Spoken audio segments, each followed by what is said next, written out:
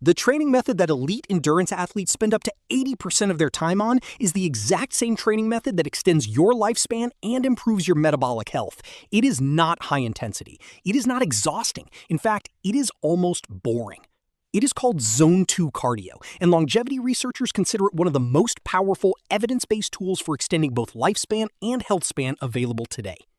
Today, I am breaking down exactly what it is, the science behind why it works at a cellular level, and the precise protocol to do it correctly. This is not about running faster or harder. Let us get into it. Zone 2 refers to a specific heart rate training zone, typically 60 to 70% of your maximum heart rate. At this intensity, your body shifts toward primarily burning fat for fuel and trains your mitochondria to become more efficient. This process is called mitochondrial biogenesis, the creation of new mitochondria within your muscle cells. As we age, both their number and efficiency naturally decline. This is considered one of the core hallmarks of aging itself. How do you know you are in Zone 2? The simplest test. You should be able to hold a full conversation without gasping for breath.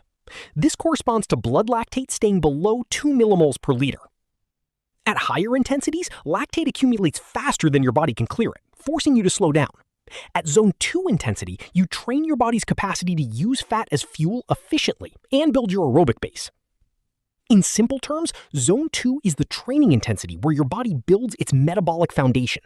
The research behind why this matters for longevity is genuinely remarkable. Here is why this matters so much.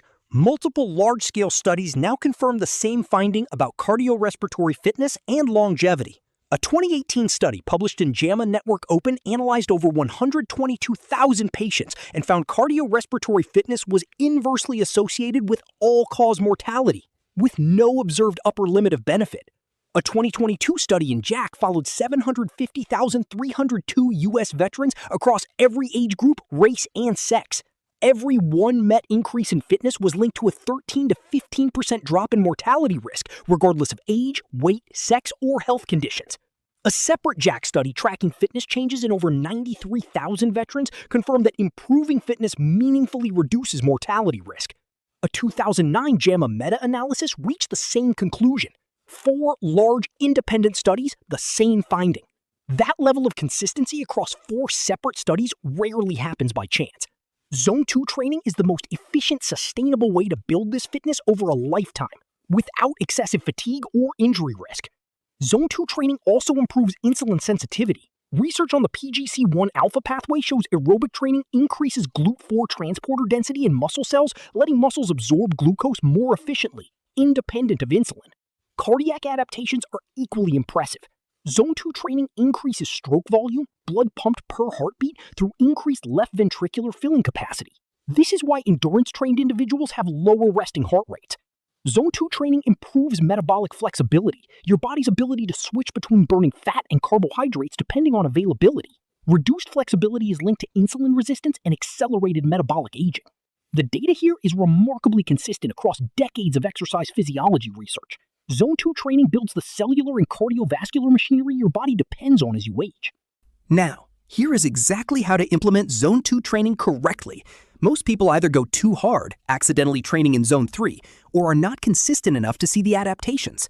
There are 3 ways to find your Zone 2 heart rate. Subtract your age from 180 for an approximate ceiling. The talk test: if you cannot speak comfortably, slow down. For precision, a lactate meter under 2 millimoles per liter is the gold standard. For duration and frequency, 45 to 60 minutes per session produces optimal adaptations. Aim for 3 to 4 sessions per week, totaling 150 to 180 minutes weekly. The beauty of Zone 2 is its accessibility. Cycling, swimming, rowing, hiking, or incline walking all work equally well, as long as you maintain the correct heart rate zone. Choose whatever you enjoy. Track your progress by monitoring your pace at the same heart rate over time. As mitochondrial density increases, you move faster at the same heart rate, called decoupling. Most see improvement within 6 to 8 weeks. The most common mistake: training too hard. If you finish breathing heavily or unable to speak comfortably, you are in Zone 3, missing the specific adaptations. Slow down more than feels natural. Follow this protocol consistently for 8 to 12 weeks, tracking resting heart rate, pace at fixed heart rate, and how you feel daily.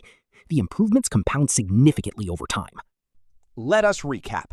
Zone 2 builds new mitochondria, improves insulin sensitivity, strengthens stroke volume, boosts VO2 max, confirmed across 4 independent studies, and improves metabolic flexibility, all from an intensity that feels almost too easy.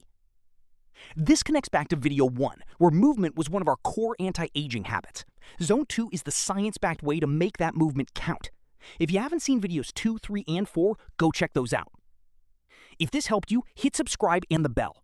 Drop a comment. Have you tried Zone 2 training? What activity do you use? Your future self is already thanking you. See you next week.